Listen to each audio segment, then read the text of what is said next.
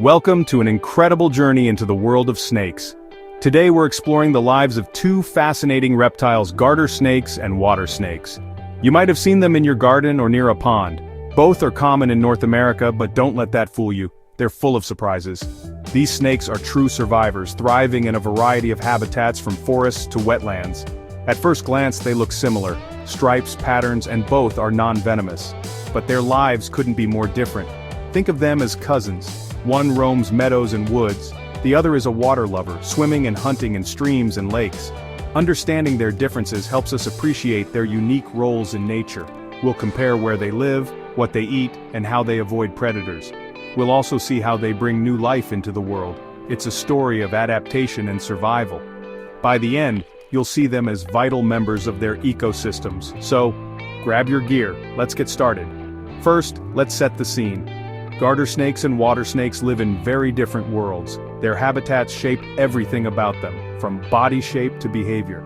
We'll start by exploring the diverse landscapes garter snakes call home. See how these adaptable snakes have conquered so many environments. Then we'll plunge into the aquatic world of the water snake. Get ready for an amazing comparison. Let's dive in. Garter snakes are masters of adaptation, found almost anywhere in North America. They thrive in forests, grasslands, and even suburban backyards. Their secret? Flexibility. As long as there's cover and food, they're at home. You might spot one under a log in a rock pile or in your garden.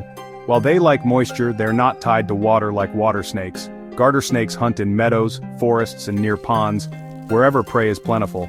They're terrestrial explorers, always on the move. From Canada's cool regions to Mexico's warmth, they endure a range of climates.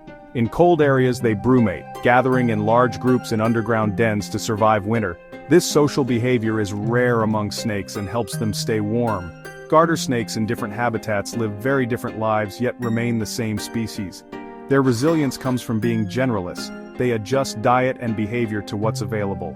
They don't need one specific thing to survive, instead they make the most of whatever their environment offers. This adaptability is their superpower. It's why you can find garter snakes in so many amazing places. Next, let's meet their aquatic counterpart. The water snake's world is very different. Let's take a look. Water snakes are true specialists, perfectly adapted for life in and around water. You'll find them in rivers, lakes, ponds, and marshes, rarely far from water. Their lives revolve around the water's edge, hunting, hiding, and basking. With thick muscular bodies, they're powerful swimmers and skilled hunters. Unlike garter snakes, water snakes are semi-aquatic but excel in the water. Their prey? Mostly fish and frogs caught with strength and patience.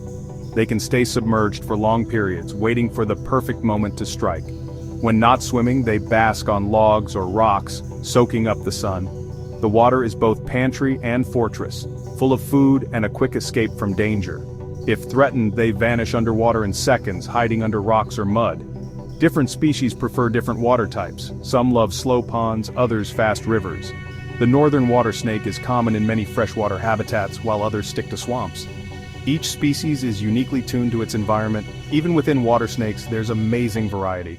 Now let's see how these two snakes hunt and eat. Garter snakes and water snakes have very different diets, shaped by their habitats. Garter snakes are generalists. They'll eat almost anything they can catch. Young garter snakes start with insects and worms, then move on to frogs, salamanders, and even small rodents or birds.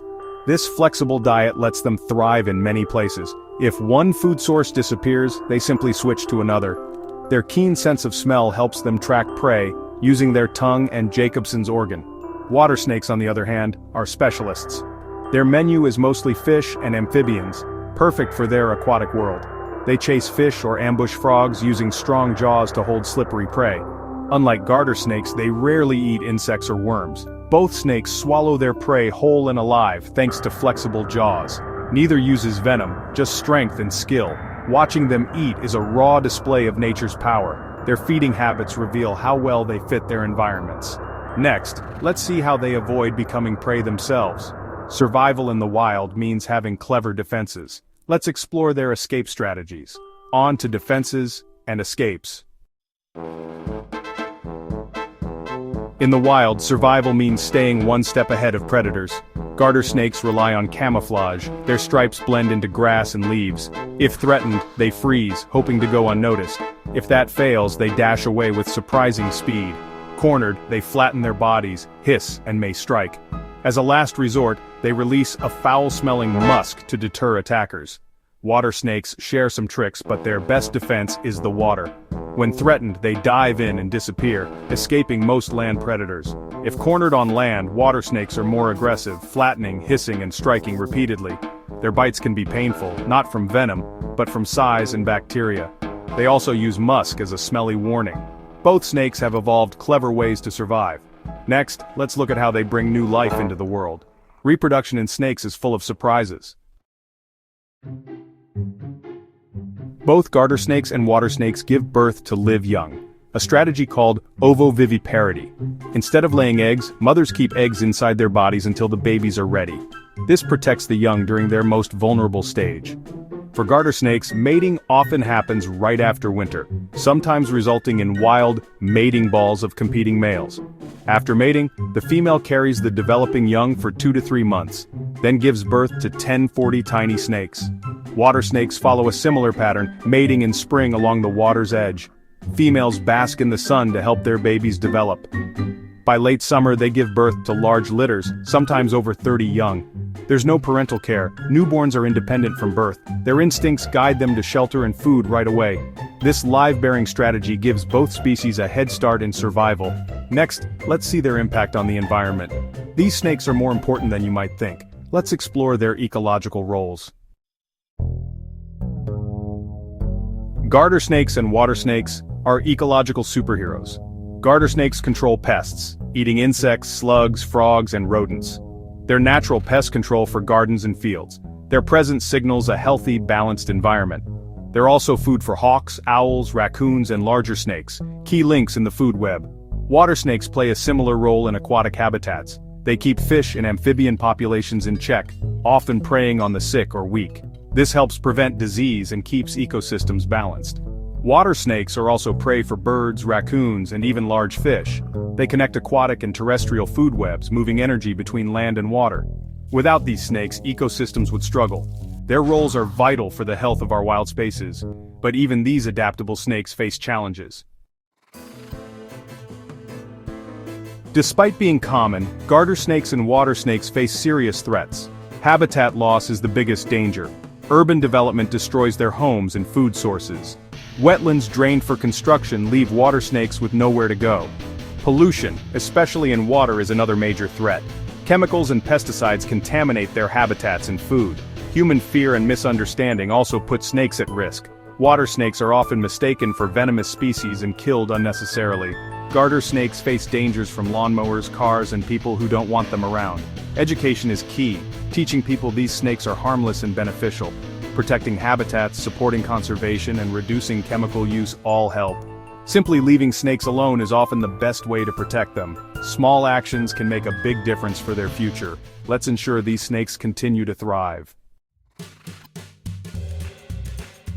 Our journey with garter snakes and water snakes reveals two remarkable survivors. Garter snakes are adaptable wanderers, thriving almost anywhere on land. Water snakes are aquatic specialists, perfectly tuned to life by the water. Both are non-venomous live-bearers playing vital roles in their ecosystems. Their presence signals a healthy environment. They face shared challenges, habitat loss, and human misunderstanding. By respecting and protecting them, we help preserve the balance of nature. These snakes are not just reptiles, they're neighbors, survivors, and essential to the wild. Let's appreciate their diversity and resilience, spread knowledge, protect their homes, and watch them thrive. They remind us that every creature has a role in the web of life. What an amazing journey!